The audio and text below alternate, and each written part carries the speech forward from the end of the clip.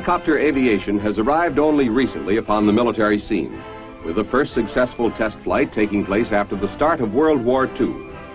Today, the United States Army operates a large and diversified fleet of rotary wing aircraft. The H-21, for example, is a light cargo helicopter. It has a range and speed comparable to those of many fixed-wing aircraft and can carry up to 20 men or an equivalent weight of cargo. This helicopter has a tandem rotor configuration with both rotors contributing lift and thrust.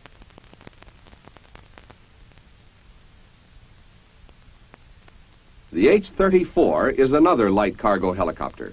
It has a main rotor for lift and thrust, plus a tail rotor to counteract engine torque. Its performance characteristics are good. At a later stage of training, you may learn to fly both the H-21 and the H-34. Until now, most of you have trained entirely in reconnaissance-type helicopters like the H-13. You have learned how to prepare it for flight and how to perform its standard maneuvers. You are undoubtedly aware of its capabilities and limitations. It is slow, has a short range, and carries a small load as compared with larger helicopters. The reconnaissance type, however, remains an excellent aircraft for many purposes. It is standard equipment for military surveillance and various other missions. It has proven itself indispensable in frontline medical evacuations.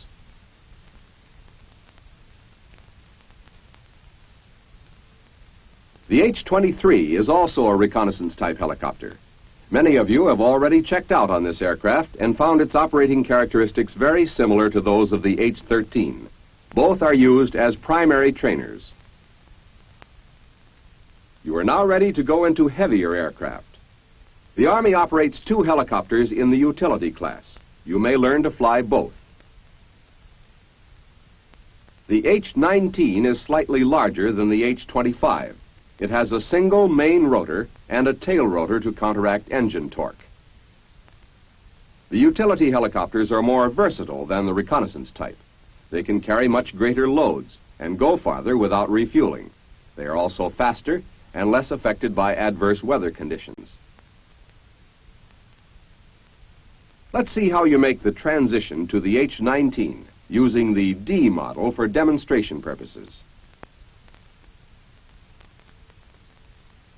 In making your transition, there are 8 main steps to consider: pre-flight inspection, cockpit procedure, taxiing, hovering, takeoff, auto-rotation, approach, and engine shutdown.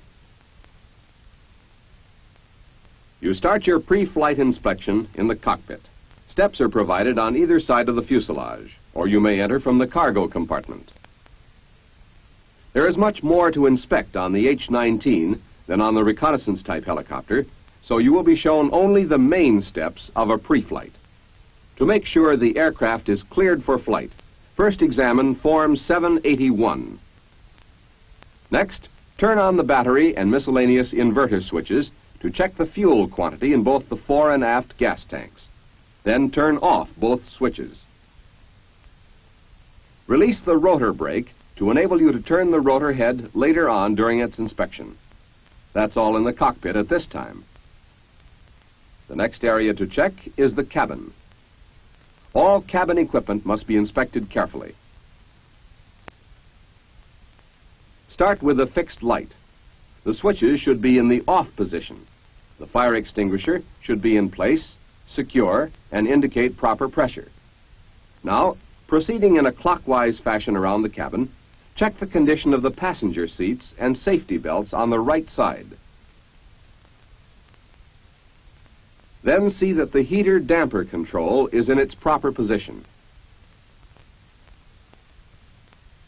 Next, check the baggage compartment. To remove the door and to prevent damage, carefully release all 4 fasteners.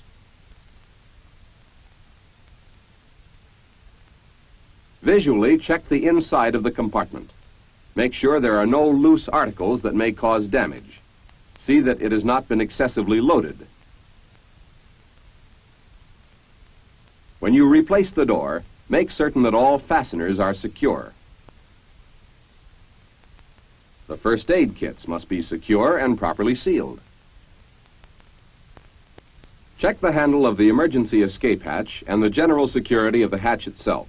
Then check the seats and safety belts on the left side. The cabin inspection may vary with different auxiliary equipment, but in any case, be certain that everything is secure. After completing your inspection of the cabin, open the two clamshell doors which house the engine compartment. Don't let go of the doors until they are securely fastened. They could be damaged by wind or the downwash of another helicopter.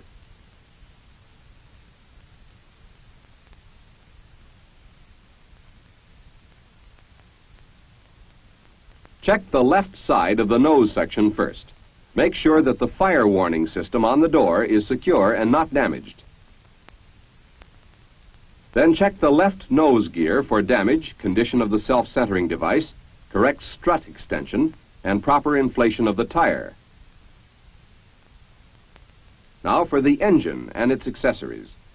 Inspect all hoses, connections, safeties, and check the security and proper mounting of all attached components. Look for loose or damaged parts and for excessive oil leakage.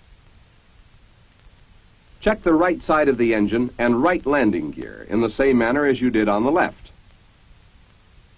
With this phase of the inspection completed, secure the clamshell doors. Now, on the right side of the aircraft, look into the clutch compartment through the air ducts. Check for excessive oil leakage and condition of hydraulic lines. The oil tank filler is located on this side. Make sure that the oil is at a proper level. Then secure the filler cap. Also check the security of the filler cap for the forward fuel tank. Now try the movement of the cargo door and see that it latches securely. On the right main gear, check the slippage marks and the tire for proper inflation. Check for any leaks in the brake and in the hydraulic line. See that the shock struts are extended to the proper length. Then check the security of the filler cap on the aft fuel tank. As you continue around the aircraft, observe the general condition of the skin. Look for cracks, dents, and missing rivets. Remove the access panel on the right side to inspect the battery and other installed equipment.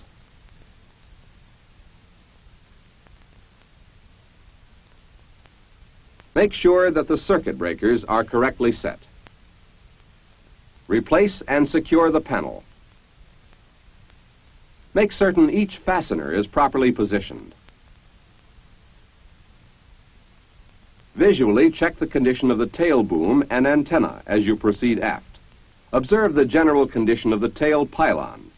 Make sure that the right stabilizer and tail guard are secure and undamaged. Inspect the control cables and check for oil leakage from the intermediate gearbox.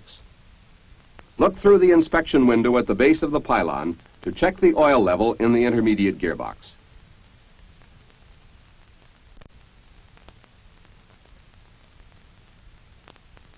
In the same manner, check the oil level in the tail rotor gearbox.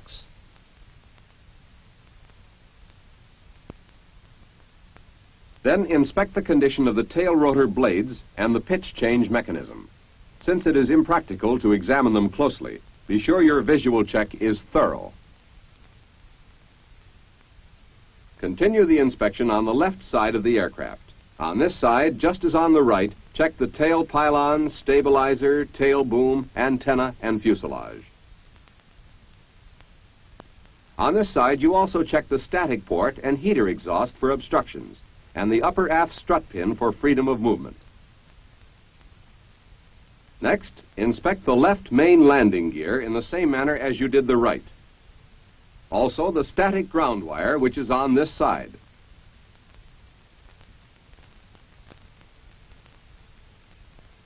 When you complete this, crawl under the fuselage and drain some gasoline from the aft tank to check for water and foreign matter.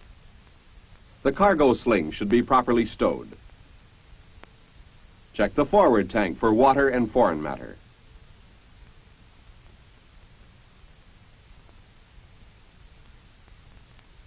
Next, climb up the left side of the helicopter for your rotor head and blade check. The window must be partially closed to enable you to let down the service platform. Now for the head assemblies. On each, check the pitch change link for tolerance, anti-flap restrainer for freedom of movement, star plate for free movement and tolerance, and blade lock for position and safety. Make sure the damper is not binding and that the fluid in its reservoir is at the proper level. Next, turn the rotor to check for freedom of movement and general condition of the blades.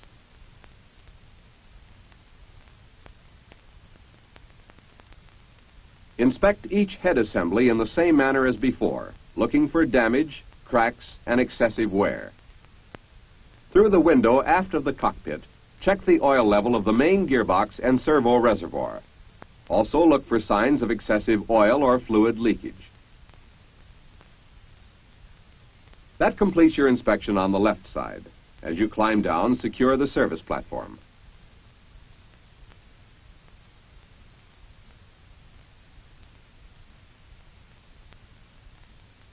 Then return to the right side of the aircraft and climb to the cockpit. Check the condition of the right cockpit window and service platform. Now for the pitot tube. Remove the cover and inspect its general condition. That completes your outside inspection, so enter the cockpit. In the H-19, the right side is the pilot side. Before fastening the safety belt, remember to adjust your shoulder harness, an added safety feature on this aircraft. The ends of the harness are looped to the safety belt fastener.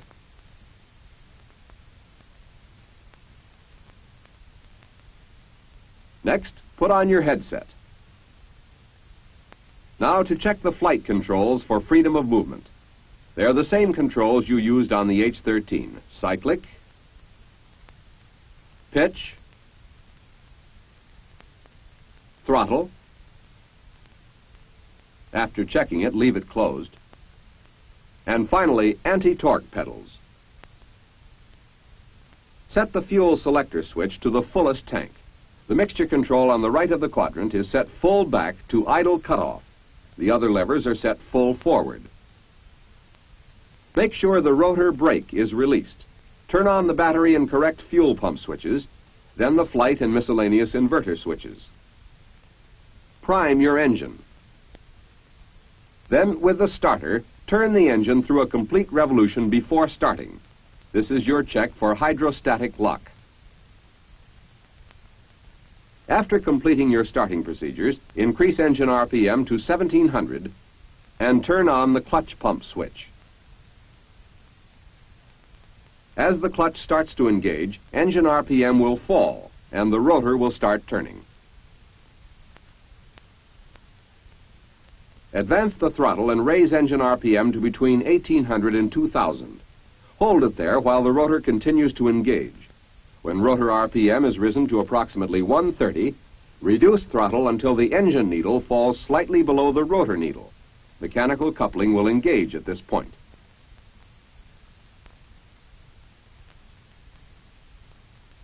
To complete the coupling, increase engine RPM until the needles join. Turn off the clutch pump switch and maintain engine RPM at 1700 for 2 minutes. This gives enough time for the oil to drain from the clutch. Then increase your engine RPM to 2000 for your servo check. In order to make this test, turn off the servo switch. The cyclic should offer resistance, but not bind. Turn the servo switch back on, and again check the cyclic. It should operate smoothly and easily, and without vibration. Next, make a normal magneto check, just as on the H-13. After completing your mag check, close the throttle momentarily to split the needles. This is to test the freewheeling unit. Now, join the needles and bring the engine to its operating RPM, 2350. Then, as soon as the chocks are removed, you are ready for the first maneuver, taxiing.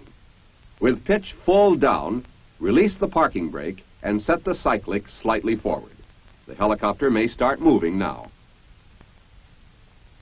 If not, as in this instance, it may be necessary to apply a slight amount of pitch to get started.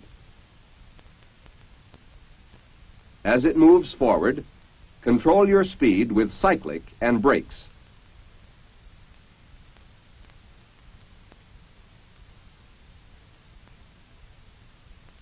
A helicopter with wheels requires a very small amount of pitch for taxiing. Maintain operating RPM for good control and to enable a takeoff in event of emergency. Turns are made primarily with the pedals.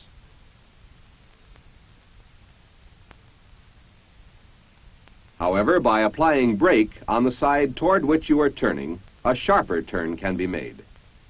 Remember to use a minimum of pitch. However, if the main rotor should start to bump against its stops, you have applied too much forward cyclic. Eliminate this bumping by moving the cyclic slightly toward the rear. The more advanced wheel and brake system of the H-19 makes taxiing and turning easier than in helicopters equipped with skids. Therefore, it is generally more practical to taxi rather than hover, as you would in a reconnaissance-type helicopter.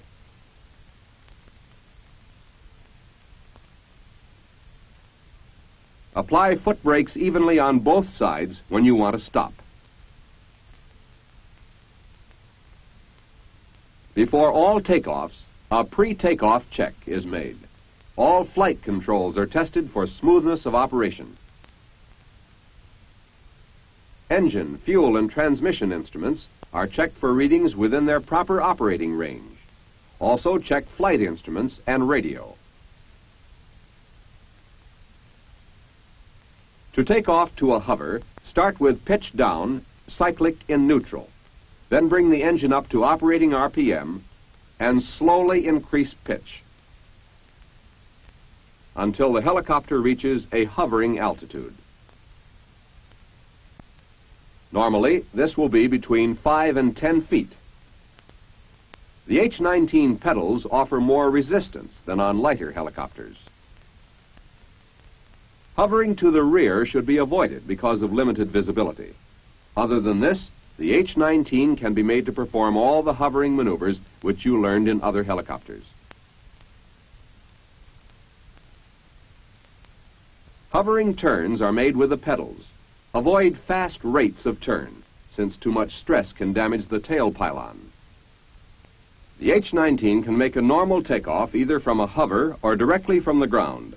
From a hover, the takeoff is essentially the same as in an H-13. Be sure to avoid an excessive nose-low attitude.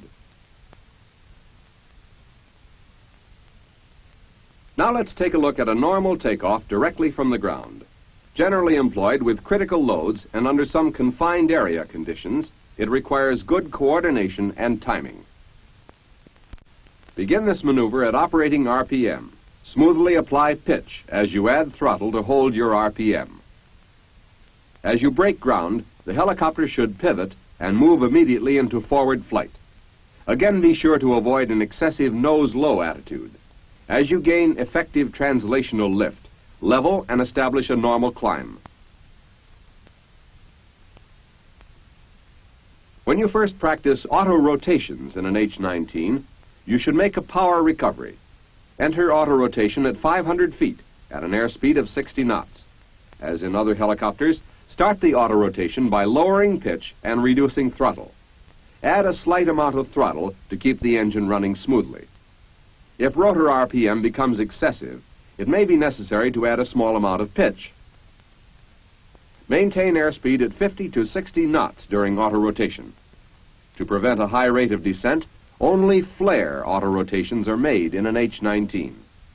When you are 50 to 75 feet above the ground, flare the helicopter to dissipate airspeed, stop your rate of descent, and increase your rotor RPM. After leveling the helicopter, make a normal power recovery at a hovering altitude. Once this is mastered, the next step is to learn to auto-rotate to the ground. Touchdown should be made in a slightly tail-low attitude and with forward speed. As you gain greater proficiency, slower touchdown should be made to prepare for landing on rough surfaces in emergencies. To make a normal approach in an H-19, you follow the same general procedures you learned in your primary flight training. However, the difference in weight and speed of this aircraft will place a higher requirement on your planning and judgment. This is especially noticeable when turning into the final approach. Practice will develop accuracy. Start your approach when you reach a 12-degree angle. Maintain 55 knots during the first third of the approach. Then gradually dissipate speed and altitude. Apply sufficient power to complete the approach at a slow rate of closure. Approaches can be made at a hover, but are better directly to the ground. Touchdown is made with little or no forward motion. When your flight is completed, taxi to the designated parking area.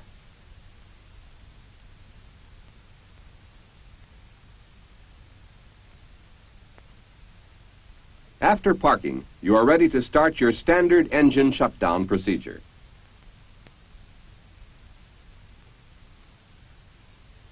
Apply toe brakes firmly on both pedals and set the parking brake. Perform a normal magneto check as you did in your starting procedure.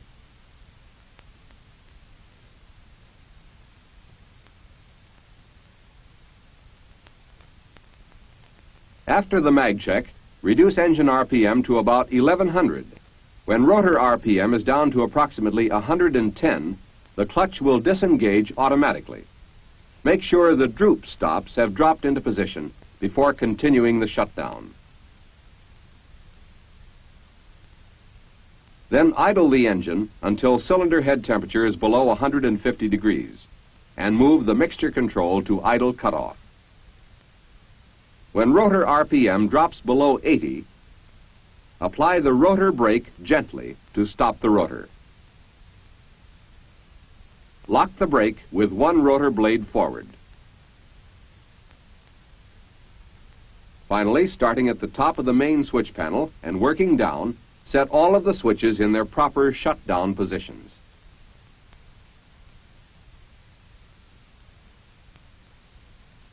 Place the fuel selector switch in the off position. Your shutdown procedure is complete. Now fill out your flight report. After entering your flight time, turn to the back of Part 2. If any defects are found during flight, make sure to enter them here. And sign off your flight.